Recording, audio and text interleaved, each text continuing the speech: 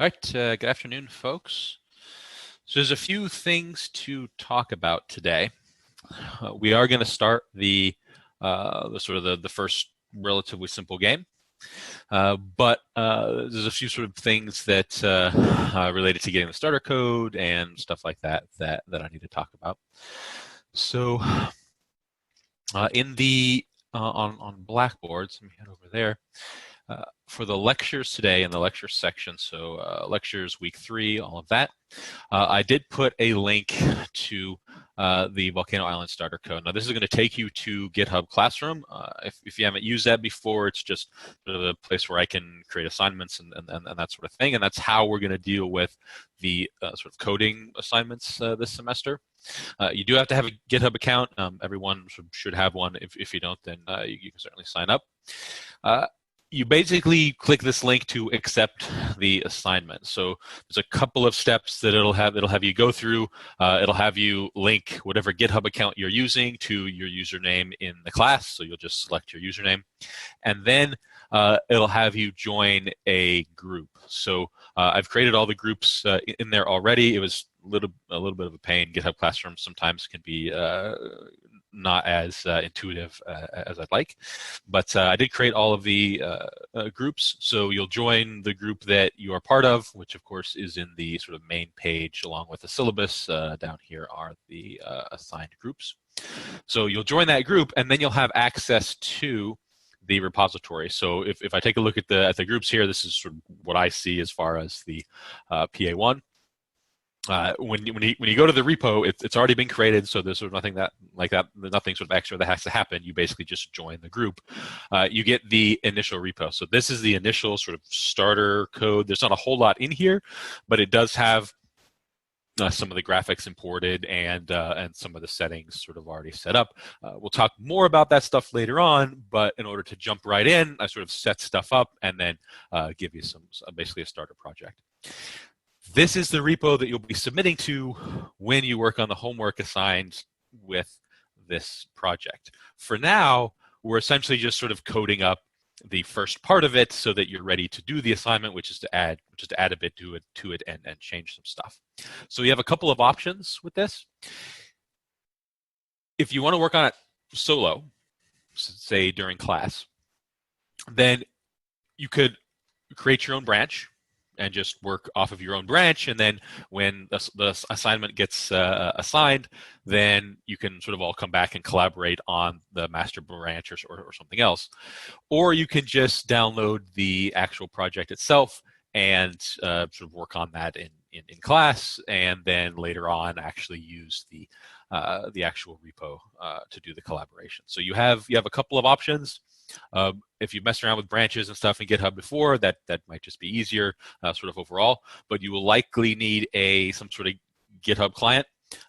Unity has stuff in a package, I think, but I haven't used it before. Typically, I'll just either use command line git stuff, or I also have GitHub desktop on my computer. So if you don't have any sort of Git stuff that you can manage, any sort of programs, then potentially the easiest at the moment would be to download the actual zip of the project, unzip it, and then open it up through Unity. Otherwise, if you're sort of all set up with Git and everything, you could always just create a new branch for yourself and just work through that branch and push it up and all that. By the end of sort of our work in class on the starter code, that'll be where you can sort of take off from when you work on the assignment.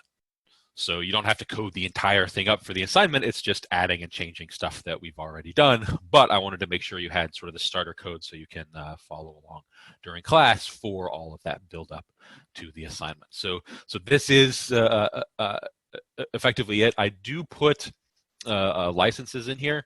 We may talk a little bit later on about particular licenses, but typically you'll see me use the BSD2 clause license, which is here, just in a license file. And you can read over it, but it's very sort of permissive. That's typically for things for class and for workshops and other things. I just put a very permissive license on it. It is worth thinking about so that it's clear what you expect. So things like you can modify this, you can distribute it, you can use it for private use, whatever you want, but there is no warranty or anything with this. So if you run my project and your computer explodes or something, it's basically not my fault. That's pretty much what this says. So otherwise, you can use it for basically anything.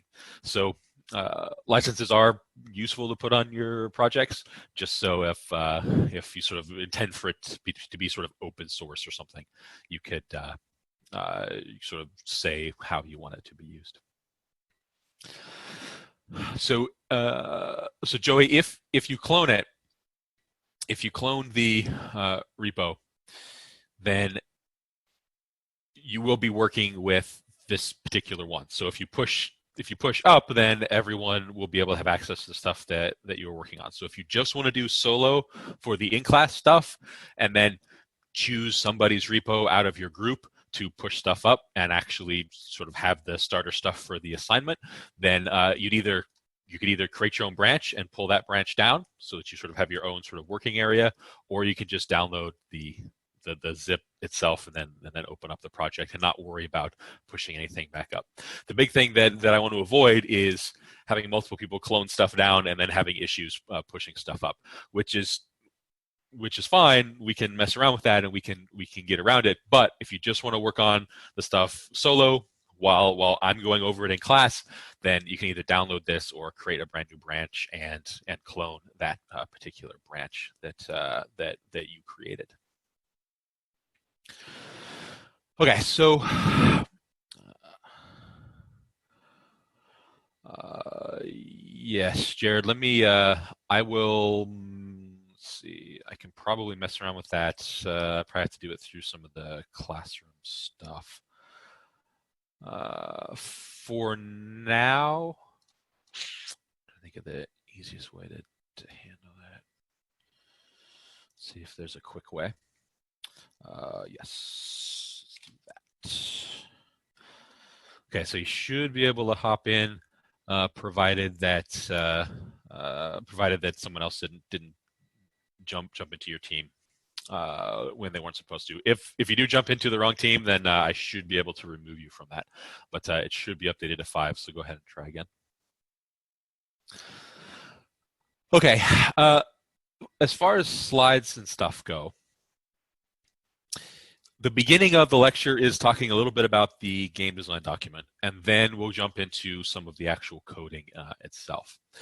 So most games, and here I say sort of every game, but most games, especially ones that are meant to be commercial projects, have something like a game design document.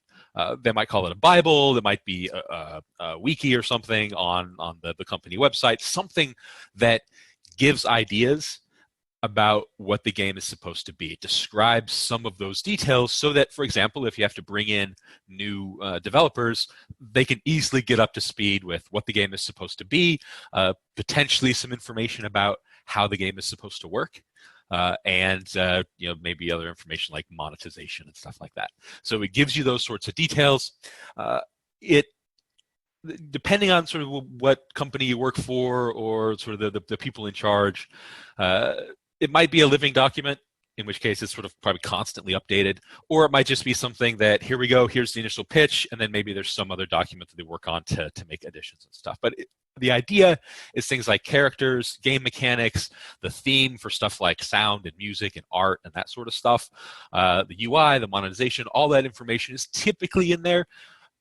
Not all the time, and there's a bunch of examples on Blackboard, and you can find examples for other games elsewhere as well, where maybe all these pieces sort of aren't there. I mean, you're not going to find monetization in the Diablo 1 game design document, because that wasn't really a thing back then. But for the most part, you're going to see this sort of information. Now, I created a GDD for Volcano Island, so we're going to take a look at that one again real quick. I know I showed it at least a little bit a couple weeks ago, or first week of class, but it is in Blackboard. And throughout the semester, you're going to create 2 for sort of hypothetical games, and then 1 for the final project. They don't have to be long. The point of them is to create a GDD for something that you would do for like a game jam. So imagine having 3 or 4 days. What type of game would you make based on a theme. So in Blackboard, under GDDs, there's some of the ones that I mentioned sort of that first week of class, things like Diablo, the game that eventually became GTA, the game that eventually became Deus Ex, and Doom. So I created one here. I guess I saw a typo the other day in here as well. And I'll load it up. And so typical sections that you see in something like this are things like project description, of course. This is sort of like an abstract. If you've sort of written a sort of a paper-like thing before and it needed like a paragraph to just describe what it is. This is very short for small games. These things are not going to be super long. Section-wise, things like gameplay, art style, music and sound, maybe a little bit of a technical description, although we'll talk about that a little bit later, and then things like other. For some games, you don't need certain sections. Like this Volcano Island game does not have anything with characters or story or marketing or funding, nothing like that. So for future games you make, maybe you have a cast of characters and you want to just give a short little paragraph about what each character does or sort of where they are. You might have a shopkeeper, and you might have some sort of narrative character that progresses you along in the story, stuff like that. But for the most part, for this game, that's not really necessary for this one. Things like gameplay, this is where you want to be specific. This will probably be the largest section because you want to talk about things like what's the goal. As far as what the users need to be able to do, like the people playing your game, what do they need to know? Yeah, basic keyboard usage. Okay, I mean that we're going to use arrow keys or WASD or whatever. So this can be important depending on the audience you're trying to go for. If you're going for a game for, say, kids in elementary school, the skills they need to have are going to be very different than targeting someone for a Call of Duty style game. So that sort of stuff can be important, and you want to make sure that when you're making a game, you don't sort of veer out of these user skills and do something that maybe your audience wouldn't be able to do. You're going to have things with game mechanics. And there might be a lot, there might be a few, whatever works for, whatever sort of works. Items, I put a little item section here. There's no items sort of planned, but maybe at some point there could be. Progression, and in this case, it's sort of relative sort of difficulty progression, not story progression, but it's something to put in. How you lose the game, that sort of stuff. So in this section, this is where you want to be very explicit about what's going to happen, because if I had another developer come onto this game, they could play what I currently had programmed, but that might not give sort of the full picture of what the game is supposed to be. So something like this, gameplay-wise, especially if they come on as a gameplay programmer, this is where you want to make sure that there is no ambiguity in sort of what's supposed to be happening in your game. You don't want the confusion.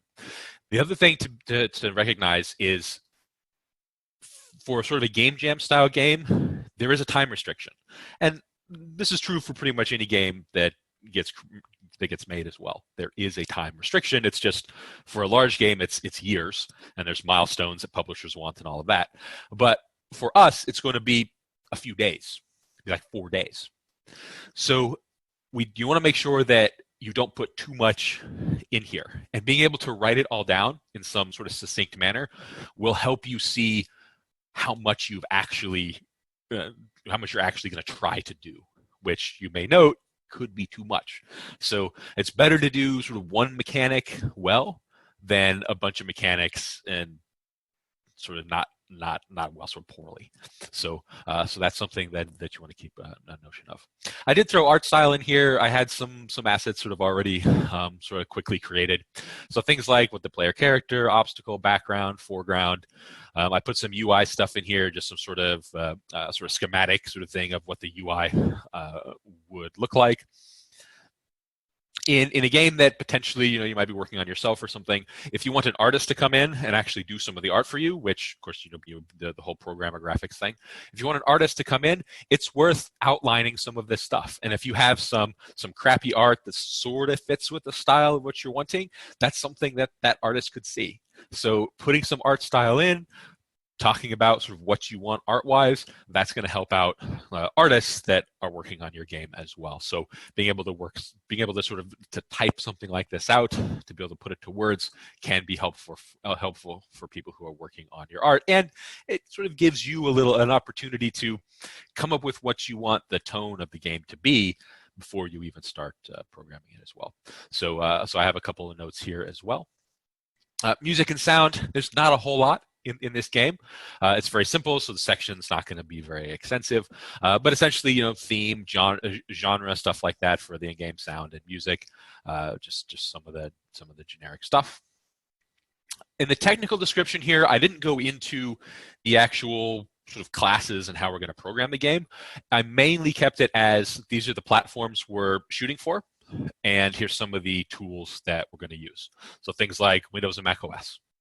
If it was a mobile game, then that would be another consideration that you might have to address.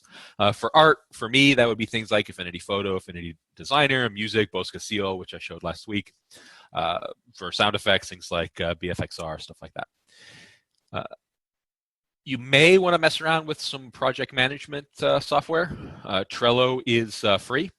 So that is something that I've used in the past to help sort of manage what I'm working on, what's finished, what's on the back burner, what's coming up for various projects, and of course something like Git for version control. The GDD it doesn't have to give all the specifics about how you're going to code the game. Oftentimes, a GDD is accompanied by a technical design document as well, and that gives more information for the programmers. So the programmer could take that, and that might have all sort of information about different APIs that are being used from whatever libraries. It might have sort of outlines of this is what we want for our player class. This is sort of the style we want in any inheritance and anything like that. This sort of comes of it. So we're not writing those. That would be more, I guess, like a software engineering type class. But oftentimes these technical design documents do accompany a GDD. So that's something to be aware of. The technical description does not have to be, this is how we're going to write the classes. And in sort of this last section, typically, you can think of like wish list type stuff. Like maybe if we have time, this is another idea of something that might be kind of cool, or something that doesn't fit anywhere else. You want to be careful of feature creep. That's why if you put it in other rather than in the sort of defined mechanics, then you know that we're going to get these mechanics done that we've described. And then if we have time, let's throw in some of these other things. So that's sort of the way that I would use this. In this case, things like a dash mechanic, smart fireballs, extra health that the player has to catch to increase their health levels, stuff like that. And specifically the dash mechanic and the smart fireballs will be part of the assignment for this particular game. So you will actually implement, I don't know if I have extra health in there, but I do have the dash mechanic and smart fireballs actually in the assignment PDF. So that's the idea of a GDD. Again, there are multiple ways to do this. I've given some links for various things, so stuff like here, the 3D game engineering with Unity, and then they talk about the technical design document and the game design document. So I don't need anything complex. Expect that when you work the first one out, that I think will be available to you guys on Thursday. The main sort of piece of it is going to be the gameplay section. And yeah, this is 7 pages, but there's not a whole lot on here. There's not a ton of words. There's a title page, and there's the short description and an index and all that. So it's not a whole lot. Just think about what you would do with whatever theme I give you for the assignment. Think of a game that you could come up with and do in 4-ish days. So feel free to take a look at these other ones, see sort of what other people have come up with. Joey, do we need to add this for the assignment? So the Volcano Island game assignment will not be until after we finish stuff, so it'll be like a few weeks from now. The game design document itself, I'm going to have you make one for a hypothetical game, and I will give you that assignment. I'll post that up on Thursday. So you won't be doing any sort of coding stuff just yet, not until we finish our Volcano Island stuff.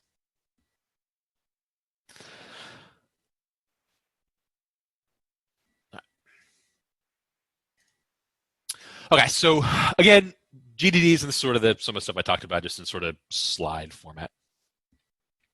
Nick, the hypothetical game part of the group, yes. So you can just think of it like I give you a theme. What could your group do in whatever the 4 days? And I think in the email that I sent yesterday, I think I mentioned you could use like whatever Google Docs or Git or whatever to work on the document. So you don't have to worry about writing one sort of completely by yourself. You will have a group, and you think about mechanics and stuff that you would add, and then I can give you some feedback on stuff like scope. Is this too much for 4 days sort of situation?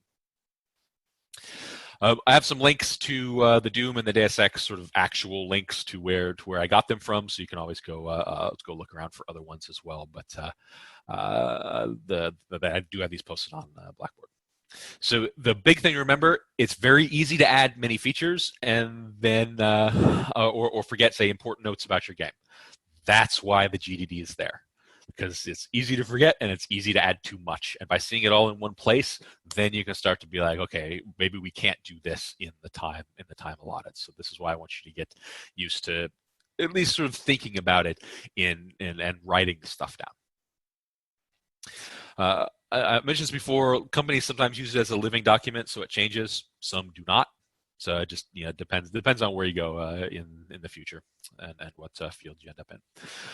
I mentioned the technical design document. That's also one that has implementation details that's included sometimes.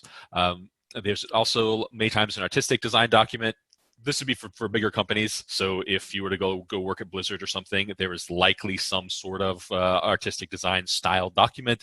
Whatever game you get incorporated into, there's probably a gigantic document that talks about the theme and genre and all that stuff for artists in your group.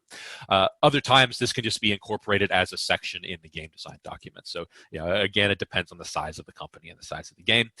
Sometimes there are concept documents as well.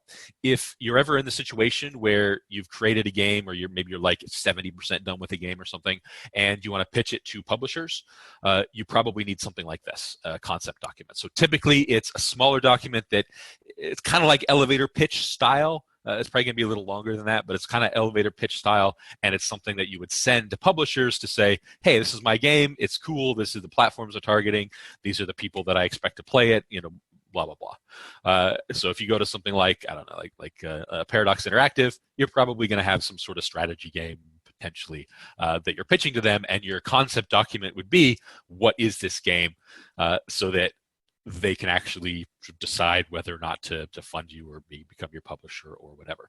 At the point of when you're trying to get a publisher, they don't care about your technical design. They don't really care about your artistic design document. They don't really even care about your game design document. They just want to see, what is this game, and typically it's a smaller document. So you may come across those as well. All right, so Volcano Island, as sort of a technical overview, we're going to have 6 classes. They're all going to be mono-behavior scripts, so they can all be added to game objects, but think of them as just classes. So we're going to have a game manager, we're going to have a music manager, a player, an enemy, a spawner, and a menu class. We're going to talk about a specific design pattern here in just a second. Some of you had me for, I think, CS2, potentially CS1. I do talk about the singleton design pattern. I am very sort of hand-wavy when I talk about it in terms of if you should use it a lot. You're going to see how it works here, but there's some caveats that go along with it. So our game manager class will be a singleton. It contains the functionality to display and change health. It'll deal with the death display. It'll switch scenes. It'll reset the game. So sort of managing the overall game. So again, displaying the menu, switching scenes, resetting the game, stuff like that. Music manager is relatively simple. It will also be a singleton. It plays the background music, and it will persist between scene changes. So even if you don't know what I mean by scene changes, we will get to all of that. The player is going to contain all the information about the player character, as you might expect: speed, health, whether or not they're pressing on the keys. Any special effects or animations will also be attached to that. We are going to use the Unity physics system, so there must be a rigid body attached to the player. It'll be a rigid body 2D, since this is just a 2D game, and then later we will require an animator component as well, so we can play the character animation. The enemy class, of course, then contains all the information about sort of fireballs. In principle, you can have whatever graphics you want, but it contains all the information about the enemies. So speed, special effects, movement, collision, position, that sort of stuff. And it has to be attached to a game object with a collider component. So that's something that we want to think about in the future. The spawner contains a bunch of variables associated with spawning the fireballs. So you're going to have a random number generator in there. Maybe the difficulty will increase. In other words, enemies will spawn faster over time. The location of where these fireballs are going to spawn. Potentially a list of the currently spawned fireballs. Stuff like that. Stuff that you would expect a spawner to know about whatever it is spawning. And we'll have a very simple class, a menu class that contains functionality to load the main game scene when the player clicks a button on the main menu. This is the last class we'll create because we'll do some UI stuff at the very end. So even if you don't sort of fully get like, okay, how are we going to have all these work together and all this stuff, that's perfectly fine. I just wanted to give you an overview of what some of these classes are going to do.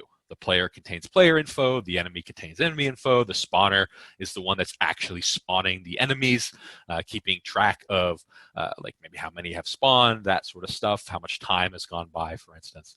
And we have a couple of managers. All the scripts are going to be attached to game objects. All of them are going to derive from mono behavior. That's not going to be the case for all of our games, but for this one it is. Some are going to have other components. So I mentioned like collider component or rigid body 2D, because we're going to make certain assumptions about what we can access in the code. So when we move the player, we'll be interacting with the Unity physics system. To do that, we'll be using the rigid body 2D. So there's some assumptions that we're going to make that we'll talk about when we start coding. So I mentioned the singleton. So some of you may have seen a couple of these slides before from way back in like CS2. This will be sort of a Unity, a very simple sort of Unity version of a singleton. It's not perfect in terms of its implementation, but it is simple. There's ways that potentially you could violate the sort of singleton pattern with Unity, but for now we're just going to use this simple version. So we will talk more about design patterns after we finish this Volcano Island game. There's a couple more that I want to talk about, but because I'm talking about singleton in this game, I want to give you at least a broad overview. A design pattern is just a problem solution pair. That's it. It's just a technique to fix a common problem that shows up in programming. It sort of originally came from like civil and electrical engineering, but in computer science, it's used to represent a common problem that people come across and a way to fix that problem. So it's just a structured approach. It's just a way that you would code up a class to solve a particular issue that you might have. So like I said, we'll have a full week to talk about this, but just have a couple slides at the moment. So you've been using design patterns pretty much since you started using classes. Encapsulation is a design pattern.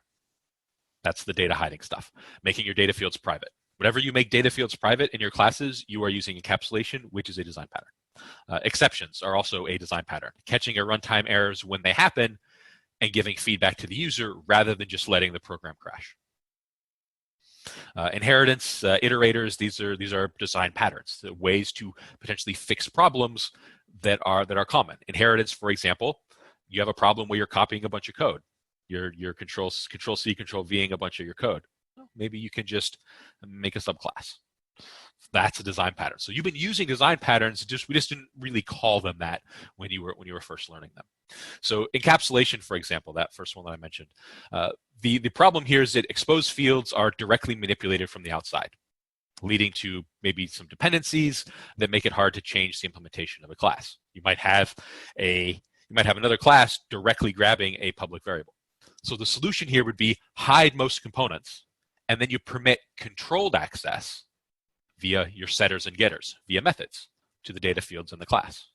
So when I go through and teach CS2, I talk about setters and getters and providing this sort of controlled access. That's the encapsulation pattern. That's the solution to this, to potentially manipulating data fields directly via public variables. So that's the idea of this design pattern. And most likely for pretty much all of you, this is probably just ingrained. You just, let's make our data fields private. There's a few categories of patterns. There's creational patterns, so they deal with the process of creating objects. The structural patterns, so things like composition of objects and classes, and then behavioral patterns, so communication between objects and classes. And there's various patterns in sort of all of these categories. The singleton is a creational pattern. So the problem that it's sort of trying to solve is this. A class only ever needs one instantiated object that should be available globally. More will either interfere or don't make sense. So let's think about the game manager. I said the game manager is going to be a singleton. If I had two game managers, would that make sense? Probably not. If I had two music managers, would that make sense? Probably not. They would probably interfere with each other or at least cause some weird behavior to happen. So in those particular cases, I only need one object to act as that manager. So this would seem to solve, or this would seem to be the problem. One instantiated object. The available globally is a nicety and also potentially very, very bad. So we'll talk a little more about this later on. I'm being sort of hesitant about it. If you've used singleton design patterns before and you've looked them up before, it's basically a religious argument. Some people say never use them, never ever use them in any situation. Some people say they're okay sometimes. I'm of the they're okay sometimes. Try not to use a lot of them. Try not to use them all the time. So you'll notice me be hesitant in some situations. So the solution here is to allow only one instantiation via a private constructor. If you've never seen a singleton pattern before, a private constructor probably sounds really weird. Then how do you construct the object if it has a private constructor? Our constructors are usually public. So we're gonna look at that. If you look up like one in Java, you'll sort of see how that works. Unity is going to be a little bit different in that there aren't really constructors for mono behaviors.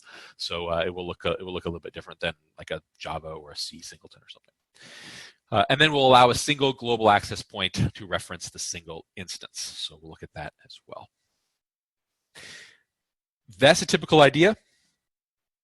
Different languages are going to have different implementations. So we are going to go into Unity here in just a second, but I wanted to go over to the Game Design Patterns book. So this is a book that I have the physical copy, but you just go to gamedesignpatterns.com, which is on the syllabus as well, and you go down to web, and you have the whole book. He has a section in here on singleton. It's actually quite a long section compared to some of the other ones, and his big thing here is all the other chapters, and he says this in the first sentence here, all the other chapters show how to use a specific design pattern. In this particular case, this chapter, it's how not to use a singleton, because there are a lot of really bad ways to use a singleton, not a lot of good ways to use it. So things like this will be worth actually looking over if you're interested about it. Why to use it? Why you end up regretting using it.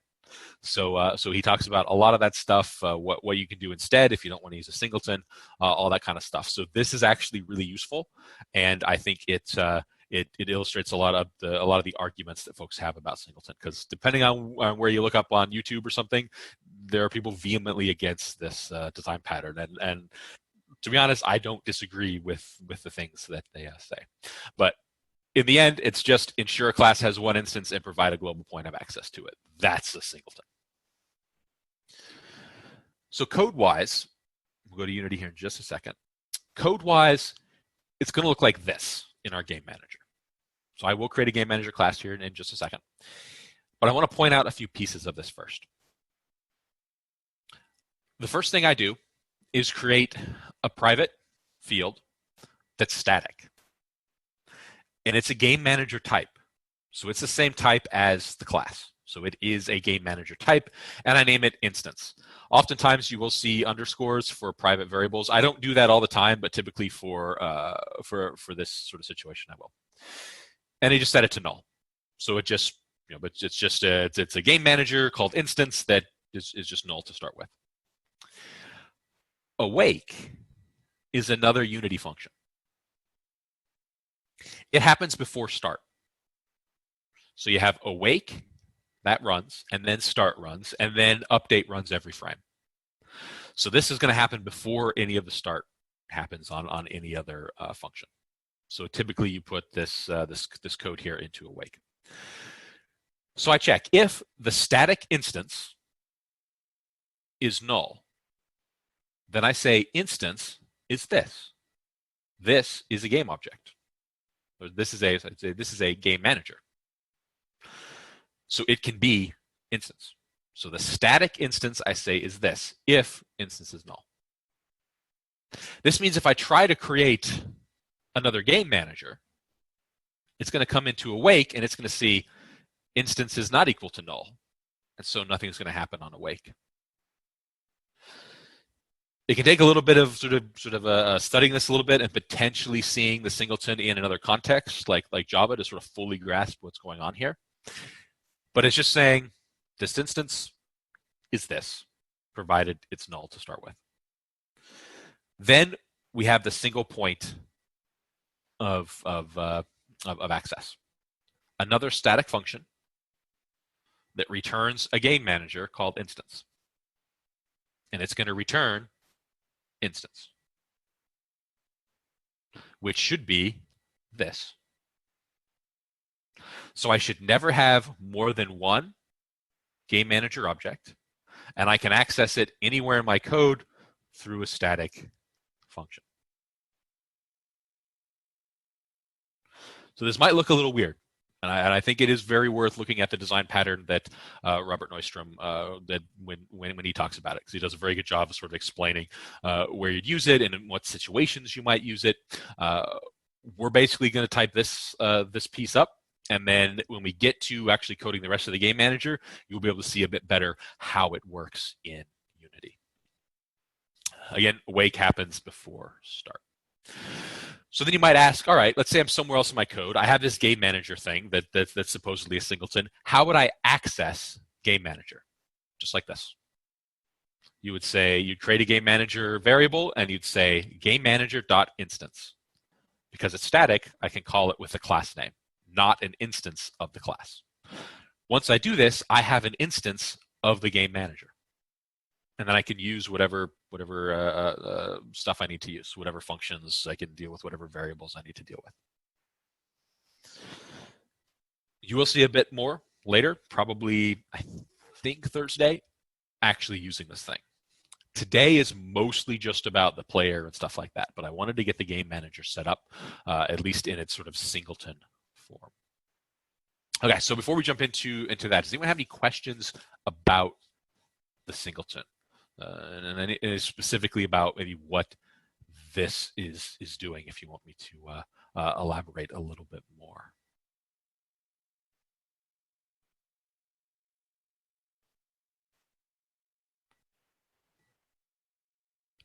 Yeah, so Joey, so that's a good question. If I call instance, does that do something with awake? No.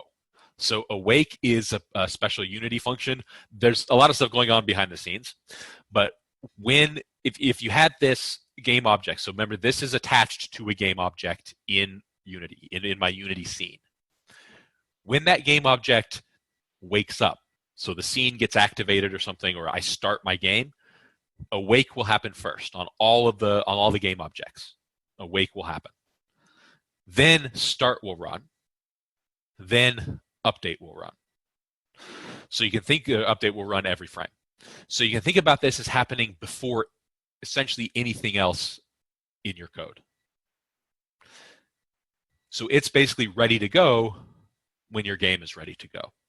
So anytime I use this game manager GM equals game manager.instance, anytime I call instance, this should have already happened potentially a long time ago. So awake is for the game object and because we have a mono behavior. So there is sort of this separation between the mono behavior functions, awake and start and all that, and potentially the functions that you write. Those mono behavior functions will run sort of automatically as part of the game. The other functions are what you will call later on in your code when it comes to like awake or start.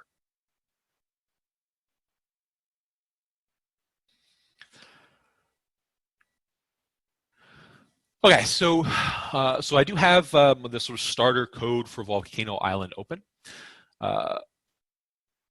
the simple game we're writing is mainly just to get you familiar with some of the terminology and some of the uses of just how do you get something moving, how do you get something animating, how do you get something maybe to display something on the screen and switch scenes and stuff like that. So I do tend to organize my folders. If you've downloaded the starter project, all these folders are not in there yet, but we will end up creating them. So right now, open up my Unity, should look something like this. Obviously the panels might be in different places depending on your setup, but things like scenes, there's a main game scene which is already loaded. Things like sounds, there is a sort of drum loop, some I made in Bose Castillo a while back, so you can of course listen to that. And there are some sprites. I think the top background sprite I have here, if I just click it and drag it in, I don't think you guys have that one. I added that one in a little bit later on. Otherwise, there are sprites for things like some clouds and some mountains you can throw in. They're just simple vector sprites. There is a snowman as well. It looks a little weird. It looks a little weird. I'll drop it here. It looks a little weird. There's just one piece of him. So if you see an arrow next to the sprite, click on that, then you can see both pieces. So I can take the head and drag the head in here, and we can sort of move it around and do whatever we want to do with it. We are going to animate these in the near future, but for now, we're basically just going to drag and drop them in and create a player with them. So I'm going to delete those for the moment. And mess around. Then, of course, you can add your own sprites in and do whatever you want. There is a sprite for menu stuff. So that's the melted one, and then there's other ones here, things like the menu and play and that sort of stuff. So there's just sort of extra sprites, and I put these in already for you so that you didn't have to worry about importing them and potentially making sprites out of them, because some of them come from single images, but they're multiple sprites. So just so you didn't have to mess with it too much, I made sure that I already had them in here for you. Same thing with the clouds, and there's several different versions of various fireballs and basically just options for stuff. Some of the mountains in here were for each. You can make a background, or I can put this file up, and you can just use this one as just a static background if you wanted to. So there's lots of options. That's sort of the main thing with putting a bunch of sprites in here. So that's sort of how this is organized. We will organize this more. So we'll create a scripts folder, for example, which I think I'm going to do right now. So I'm going to create a new folder in my assets and call it scripts. And if I go into that folder, I can right click and create a new C# script. And maybe this will be my game manager. Notice it changes its icon as well. If you call something a game manager, it usually gets a gear icon along with it in Unity. Nick, yeah, how'd I get the assets? These are all custom crap assets by yours truly. So yeah, that's all me, unfortunately, for you guys. So of course you can create your own, and there are lots of places to download assets for the assignments that I give. I will want you to create your own, because in the final project game jam style thing, I do want it to be like totally from scratch to sort of mimic those game jams. So if you have somebody that's a little bit better at art, that's perfectly fine. But even me, who is not very good, I can come up with some decent crap. So feel free to mess around with in Photoshop or GIMP or a pixel editor or whatever.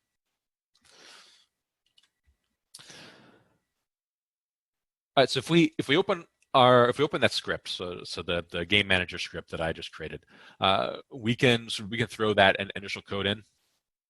I just want to throw it in so that we're sort of ready to go with it when we actually start with the game manager. Most of today, though, will be the player and the enemy and the spawner. Yeah. So that's my game manager class. I'm just going to quickly do the stuff that is on the slides. So, private static game manager, and it should be able to complete here in just a second, hopefully. Otherwise, I'll rebuild the project files. Yeah, and this will be instance, and this is going to be null.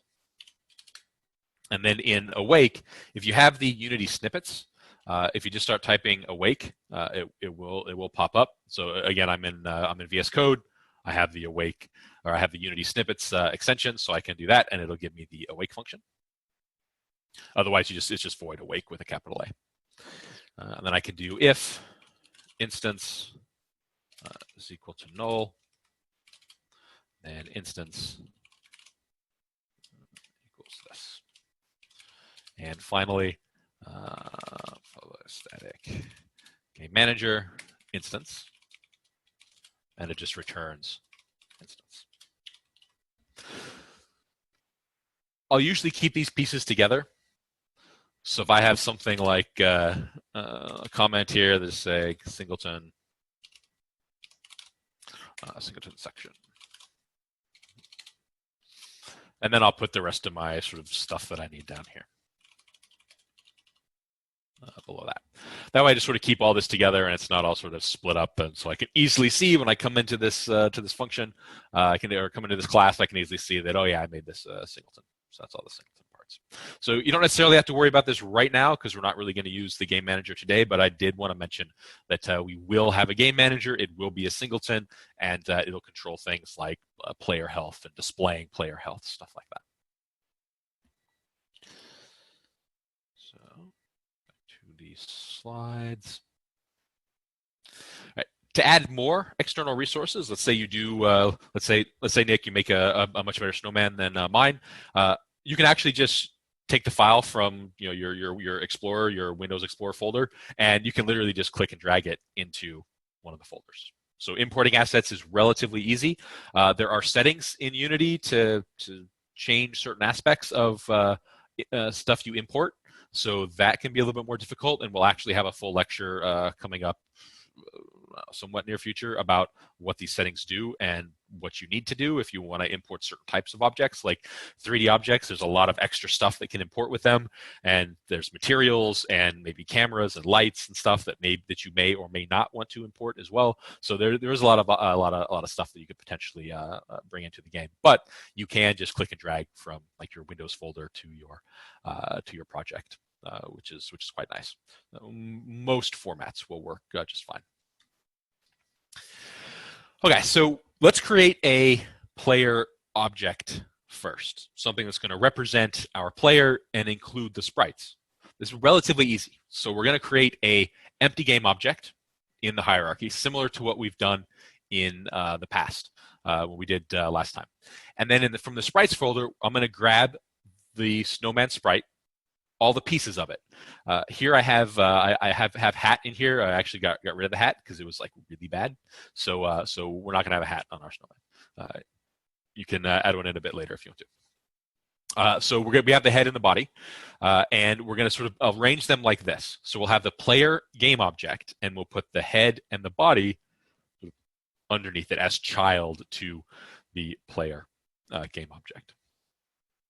So back in Unity, in the hierarchy here, I'm going to create empty, and I'm going to call it player. So all I did, create empty, renamed it player. All it has is a transform. It's worth looking at the values in the transform.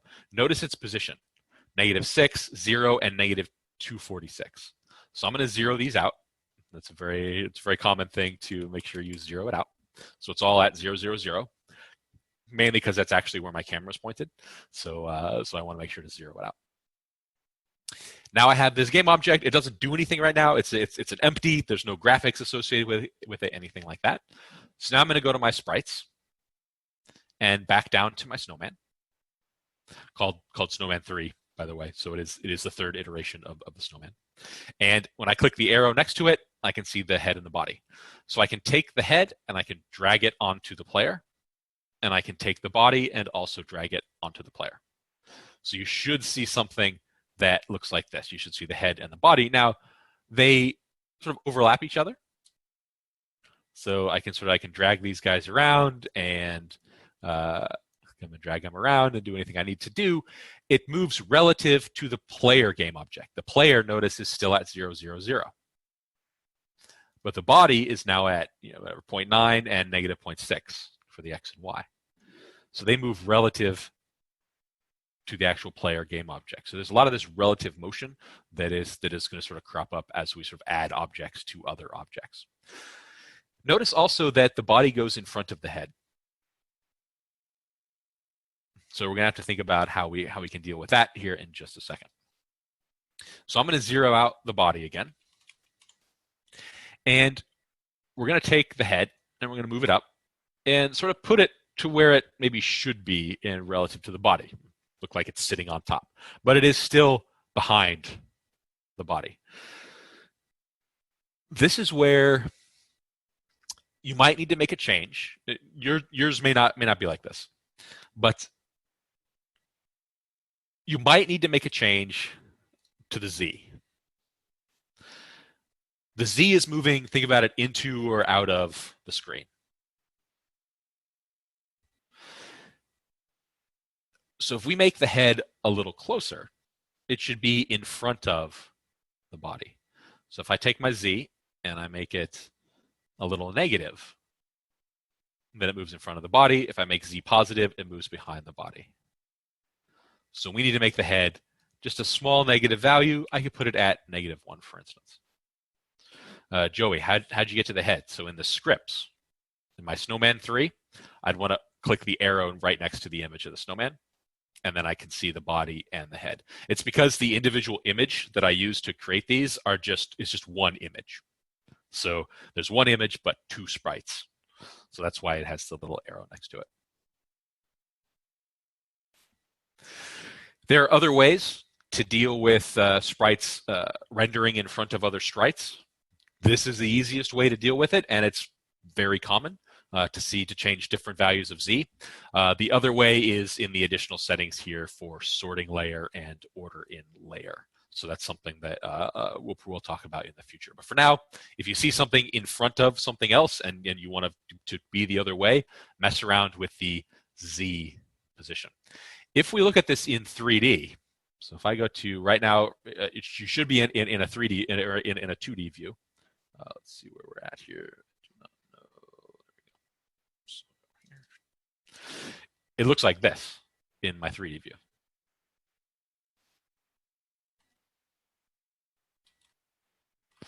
So potentially a little bit strange.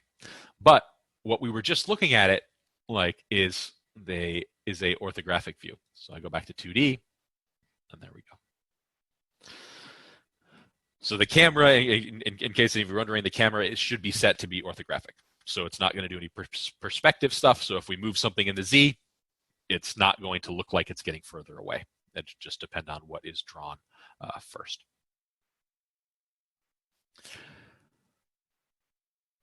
Okay, so script-wise, and let me go back to the lecture here. I'll mention a few things here. Each part of the snowman is separate. Set their relative positions and stuff to 0, 0, 0. That sort of thing. So that's the stuff that I talked about. Player script-wise, we want something that's going to deal with basic movement for the moment. So we're going to need speed, something to handle input. We need health. The actual movement is not going to be our own custom physics. We did that last time. We are going to use a rigid body 2D. So we're going to need to add a rigid body 2D component to this object. And then, of course, later we're going to add animations, particle effects, functionality to take damage, being able to be reset by the game manager, things like that. So the player script itself, we're going to attach to the player object, that blank object that we created, not to one of the specific sprites. So if you decide to make another snowman, you decide to improve on my excellent snowman, you can literally just drag another head on, move it to where you want it, and delete the old head, and you don't have to do anything else. So that'll make it real easy to replace my awesome graphics. We're going to code this up. This will be some initial movement scripts. I have a bunch of pop-ups here that show up, so we will talk about those as well. But I'm going to go over coding up this player script in Unity before we head back to the slides. So let's create a new script. So in my assets folder, I'm going to go into my scripts folder and create C# script. So this will be our player script. I'm going to attach it to the player game object. So I'm going to come up here, just basically click and drag, put it on there. So when I have the player game object selected, you should see the player script. We'll add another component here in just a second. So that's my player script. Nothing in it yet. It's just basically a sort of a blank-ish script. If I want to open it in my VS Code, just double click on it in Unity, and we're ready to start messing around with it. I'm going to keep start. I'm going to delete update. We're actually not going to use it, which might sound a little weird. We're actually going to use a different version of update. So I'm just going to have start. And I'm going to create a few of those variables that I mentioned. So let's make we might make it public actually. Let's do public. And this is going to be a float. And we're going to call it speed. Remember, if I make the variables public, they show up in the inspector in Unity. So this will be in the inspector.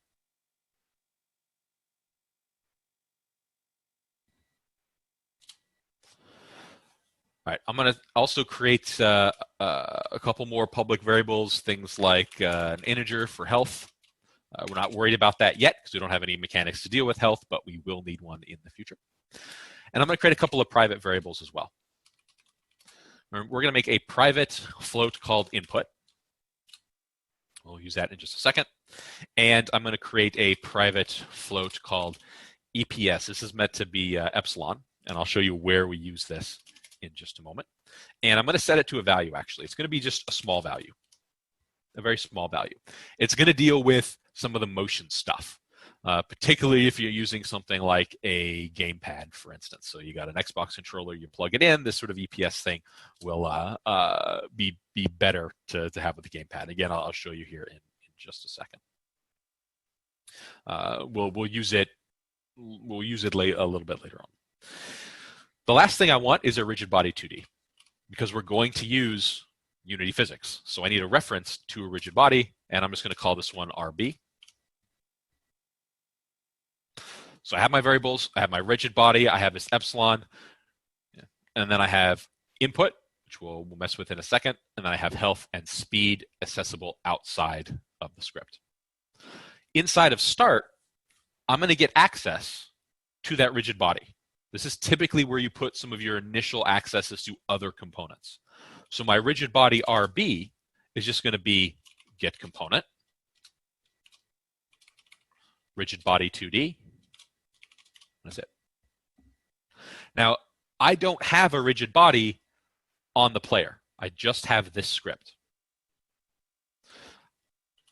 I can add a rigid body. There's not going to be an error or anything that pops up here. This will just get null when the game starts. I can go into, after this compiles, I can go into my player object, and I can add component, and I can add a rigid body 2D. That's perfectly fine. Now it has a rigid body. There is a way we can enforce it. Right above the class, and this is a Unity thing, you put square brackets. Think of this kind of like an annotation in something like Java that'll sort of enforce certain things. Like you put an @override, it'll sort of enforce an override, or enforce that you want an override, and if it's not an override, you'll get an error. Sort of that sort of thing. This is require component, parentheses, and then type of rigid body 2D. It doesn't need a semicolon after it. It's just sort of a notation saying this class, because it's a mono behavior, it's connected to a game object. That game object must have a rigid body 2D to work properly. So by putting that in, if I go back to Unity and I try to remove this rigid body 2D, it'll tell me can't remove rigid body 2D because player script depends on it. So because I put that little tag in there, I can no longer remove the rigid body 2D. And if I add this player script to an object that does not have a rigid body 2D, it will automatically put one on for me. So they can actually be quite useful, this sort of require component aspect. So we will, for the most part, be using that throughout the class, because I do find it quite useful, especially if you're working in groups and you intend for there to be a rigid body and somebody removes the rigid body, for instance. Then your code may no longer work.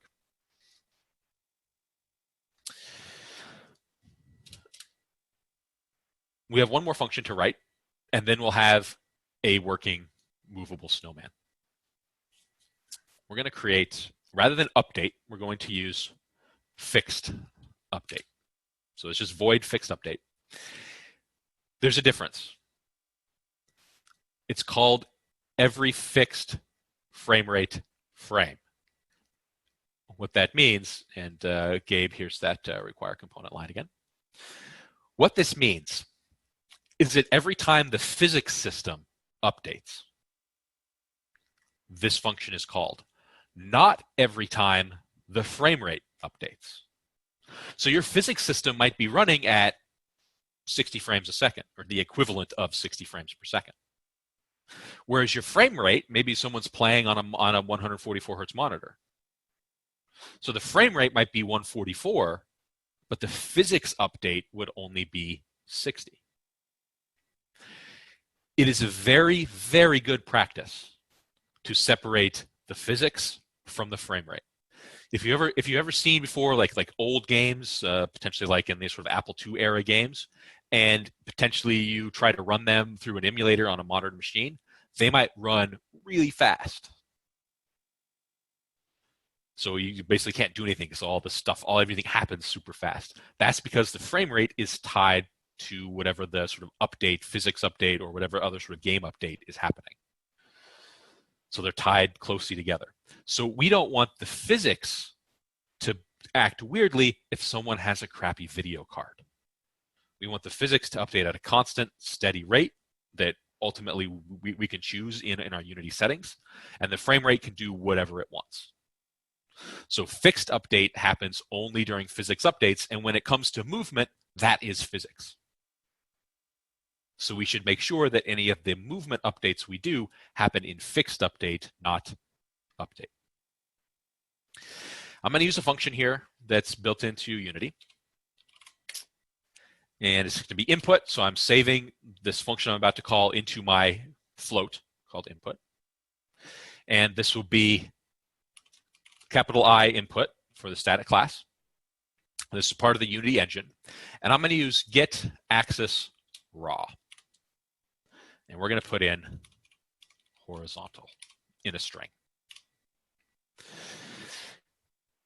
Unity has what people have called before, what I've heard people call magic strings. This is a magic string. You send a string into some Unity function, and some magic happens behind the scene, and you get the input. There is stuff going on behind the scenes here. This does deal with some settings in the Unity project itself that we'll look at later on. But for now, note that it's getting the axis, so something like a button press or a joystick sort of a motion in the horizontal axis. For the keyboard, this represents A and D and the left and right arrow keys. I'm going to print this out so you can see what it is. It's just a float. So we do print. I'm going to print out input, and that's it. And you'll see it print out when we actually run the game.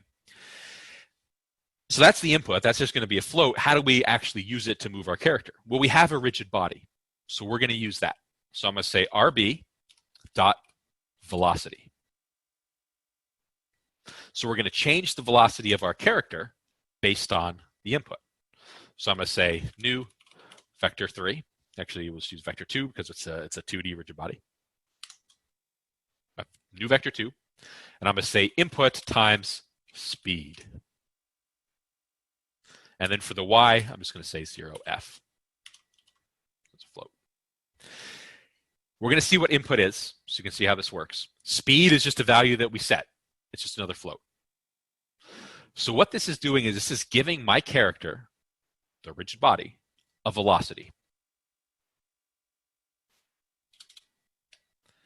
Vector 2, this is x, and the second one here is y. So I'm going to give my character a velocity in the x that's equal to whatever number comes back from input times whatever speed I typed in, and then 0 in the y. The character's not moving up and down. It's just going to move left and right. So it'll be 0 in the y and some value in the x. And if I give my character a velocity, it's going to move. This will actually move the character. This is actually all the code you need to get something moving left and right. So I'm going to save that. I'm going to go back to Unity. We got a little setup first. We need to change the speed. So maybe, I don't know, whatever. I'll change it to 5. So in my script here, in my inspector, I change that to 5. In addition, we still technically have gravity. If I were to run the game now, the snowman would fall. It's falling pretty slowly, but it is going to fall. It's falling slowly also because I'm also printing every single update frame, so that slows stuff down. We don't want it to fall. So here we need to change the gravity scale to 0. If I run it now, the snowman should stay in place. And if you pay attention to the printing out, and I know that there's lag and various stuff between things, but if I press the left arrow key, which is what I'm about to do, my snowman moves. But notice the value. It's a -1. I let the arrow key go, it's 0. I press the right arrow key, it's +1. So that's all input is doing. It's getting the raw value when I press a button. So the only possible values for input are 1, -1, and 0. Same thing if I do press A or D. So I'm pressing A right now, and then I'm pressing D. These settings can be changed. They are in some of the Unity settings stuff that we'll look at later on. It's not too important now. Just know that if you use the axis horizontal, arrow keys and A and D will work. So that's something that I just wanted to note, that that's all that input thing is doing. It's just getting a number. If we had a joystick, so if I plugged in my Xbox controller I got laying around somewhere, I can, if you move the stick just a little bit, then you get a value between 0 and 1. So you get sort of more analog control rather than sort of a digital control, only sort of 0 and 1 or -1. You get values in between. And then, of course, that would give you sort of acceleration and stuff like that. Or what seems like acceleration depending on how much you move the stick. So I'll go back to the code. I'm going to delete that print because we don't need it, or I'm just going to comment it out. And basically, this is the player. This is all we need using the Unity physics engine and their Unity built-in function for getting the raw axis value from the horizontal axis to move a character. Not too bad.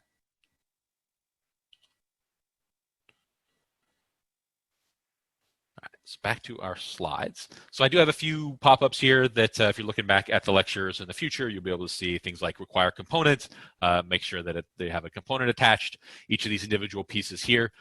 EPS, we'll use that later, at least we should. I may have changed the code, so that's not necessary anymore. I'll have to check.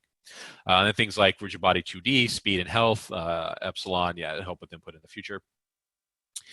For now, start only needs to grab that reference to the rigid body. And fixed update runs when the physics system runs. So if we interact with the physics system, so if we interact with our rigid body, we should do that in fixed update. And here we just add a velocity to the, I should say X component, should be the X component here, to the X component of the rigid body. I put 0 in our code. This is just using whatever the Y velocity was previously. So you could put RB velocity Y. 0 is fine because our character is never going to be moving up or down, so it doesn't really matter. But it's just input 0, 1, or -1 times whatever I put in for speed. So if I want to change how fast my character is moving, I can just change the speed up here, say to 10, run it, and he's going to move faster than I had with 5. So that's one of the nice things about being able to put these values in the inspector. You don't have to go back into your code to change these various values like speed or later on health of the character. I mentioned configuring the rigid body 2D, so we needed to get rid of the gravity scale. For the snowman, we don't need gravity at all. There's a lot of stuff you can leave default. These are things that you can look up. We will use some of them later on. When we have some gravity stuff actually going on. But for now, basically the default for what this is with the gravity scale set to 0 is all we need for our simple 2D game. And in the last sort of remaining time, we'll make a real quick script for the enemy. We'll probably leave the spawner stuff for next time. So at a fundamental level, our snowman's going to avoid falling objects. That's really what this game is. It's just an obstacle avoidance game. So the enemy script is going to be simple. Later on, we will add some collision code, and we'll add some particle effects. But for now, the enemy script just has to start somewhere, wherever it happens to be, and then fall down. We could use gravity, but then it's going to accelerate. So if we don't want it to accelerate, if we want it to move at a constant speed, then we'll do something similar to what we just did for the player. So I'm going to create a new empty game object called enemy, and I'm going to create a script called enemy, and add that script to the game object. So basically what we just did for player, just sort of all at once. So back over into Unity, I'm going to create another empty, and I'm going to call it enemy. And in my scripts folder, I'm going to right-click, create C# script called enemy. I'm going to grab the script and drag it onto the enemy game object I just made. So similar to what we had when we first started with the player. We are going to add a graphic to this as well. But we're certainly going to want more than one enemy. Potentially, we'll want lots of enemies as the difficulty of the game increases. So this is where another key concept in Unity comes in, the prefab. So we'll add a fireball sprite here in just a second, similar to what we did with the snowman. But we're going to create a prefab from this. A prefab in Unity is a way to store all the information about a game object, but not actually have it in the scene. And then we can create an object of that prefab through code. So think of it kind of like a blueprint. It's a blueprint for what an enemy object should be. And then in code, I can instantiate an enemy object and place one in the actual game itself, in the actual sort of field of view or whatever. I can spawn one in. So back in the in Unity, if I open up sprites, maybe I'll grab this fireball here, and I'll drop it down on there. It's a little bit big at the moment.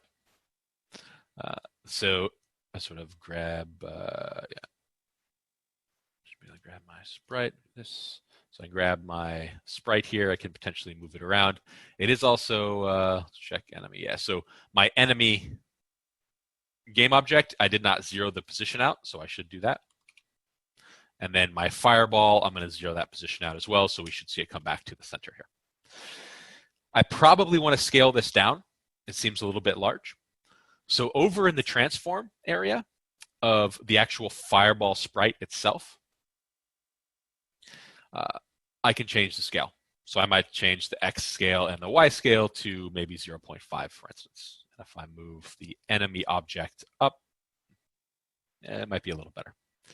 Joey, how is the fireball in the back? Yeah, so we can mess around a little bit with the Z value of the actual enemy itself. So if I wanted this to be in front, I would probably need to move a little bit more negative. It can get a little bit of a pain in the butt using this using this sort of Z coordinate method. So potentially we'll talk about the order and layer coming up. I'll see if I can throw a slide in, or if I already have one in there. We can move the Z coordinate so that now it falls in front. So we have the enemy script. We messed around with the fireball, including the scale. Everything is zeroed out. That's something to pay attention to. We don't have to mess with any of the other sprite renderer stuff here for the fireball, just the enemy itself, just the enemy script itself. So I'm going to open that script up. So open up the enemy script. And then back in Unity, and I think I had this in this slide. Let me check. Creating a prefab. Yeah. So we're going to drag the enemy object that's in the hierarchy, the one that we created, and I'm going to drag it into a new folder I'm going to create called prefabs. So in Unity, I have my scenes, scripts, sounds, sprites. I'm going to create a new folder, and I'm going to call it prefabs. And I'm going to take this enemy object, the whole thing, so the whole sort of root thing here, and I'm going to click and drag this into prefabs. Notice how it turned blue. That's how you can tell you have a prefab. If I want to open the prefab, if I go to it in my prefabs folder and I click on it, in my inspector, I can say open prefab, and I see just the enemy with the script and the fireball sprite. So I can open up just the fireball if I want to. There's a tiny little arrow. So here it says enemy. There's a tiny little arrow right here that brings us back to the main scene. So you can always open a prefab and edit it, but think of it now as a blueprint. So in my code for my spawner, I'm going to spawn a whole bunch of these. I don't even need this one in the hierarchy anymore. I can actually delete this because I already have my blueprint ready to go. So that's how I want you to think of a prefab. It's a blueprint that you can spawn into your game at any time using code. So that's how we're going to get a whole bunch of fireballs falling from the sky. As far as the enemy code goes, it's really simple. We'll have a few variables. We're going to use a random number generator, and we're going to use a different way to move our object. We're not going to use a rigid body on this one. We're going to use a different way to do this. So this will basically be the last thing that we do for today. So back to code, and we are going to use update for this. In principle, I should put this in fixed update, but if we put an update, it shouldn't have too much of a problem because we're going to be using the translate function. So it deals with the time.delta time. We're going to put time.delta time in there. So it shouldn't have too big of a deal. But in principle, you should probably put the movement function into fixed update since it is sort of a physics thing, even though we're using a different function to do it. So we'll create a few variables, things like public int damage, so how much damage it does. Things like public float max speed. We'll put a range of speeds on this fireball. Public float min speed and private float speed. We're going to see where speed is used here in just a second. So we're going to be able to set a min speed and a max speed and the amount of damage the fireball does. And then when the fireball gets created in start, we're going to set the speed to random dot range. There is random range, but that's been depreciated, so it'll probably disappear in the future. So you want to use random range. And we're going to put in, for floats, notice what it says, min and max, return a random float number between min inclusive and max inclusive. So I can put min speed and max speed. So it'll give me a random number between those two values. And that will be the speed that this object uses whenever it updates. So if I say this.transform.translate, this takes a vector3 translation, so how you want to move it, and then the space relative to, which we don't have to worry about. We're actually going to use one of the other overloads for this, so it's just a vector3. So I'm going to say should be new vector3. We want to move in. We want to move down. So actually, we actually don't even need to create this new one. Yeah. I think in the code I do this. I say vector3 dot down. That's just a downward pointing vector times the speed times time dot delta time. So this is using the same physics that we used last time. We have the direction times the speed times time dot delta time. So translate can be used to do the same type of physics that we did before without manually changing the x and the y position in the transform. So it's very similar to what we did last time with our custom physics. It's basically the same thing. I'm just saying downward direction, move at speed, and use that dt, time dot delta time. And that's actually it for the fireball for the moment. We'll add some collision code in the near future, but that's pretty much it. So if I take my prefab and I set a couple values in the prefab here. Let's open it up. Here's our prefab. Here's our damage, max speed, min speed. So maybe I'll say the max speed is 3, or yeah, 3. The mid speed is 1. Save that. Go back. Clicking on the little arrow back to the main scene. And let's say I throw a fireball in here. So I just clicked and dragged, created a fireball from my prefab, sort of manually doing it. We should see the fireball moving down. And of course, you can create as many of these as you want. You can keep clicking and dragging them in, stuff like that, like this. And every time they get created, they potentially will have different speeds based on that random number generation that we just did. So the only thing left to get sort of the basic stuff moving here is a spawner. We got to spawn these fireballs. So I'm going to delete both of these because we don't need them. And next time, so basically I had the spawner stuff in here already, but I anticipated taking a little bit longer. So we'll sort of start here at next time, and then the only thing left was the spawner script that we'll have to write. So the very beginning of next time, you're going to have a movable snowman and fireballs that fall from the sky. Fireballs never despawn. That's something we're going to have to deal with, and we got to deal with some collision stuff. So next time is more Volcano Island coding. Definitely go back and take a look at some of the slides if you sort of missed a piece here or there. We haven't written a whole lot of code today, but with anything Unity, some of it comes to those settings as well, figuring out where do you create new scripts, where do you create prefabs, where are you dragging stuff around from, turning off gravity, stuff like that. So it's not all about the code. There is a lot of sort of settings that you have to do in Unity as well. But I've eaten up enough of your time, so I will see you guys on Thursday.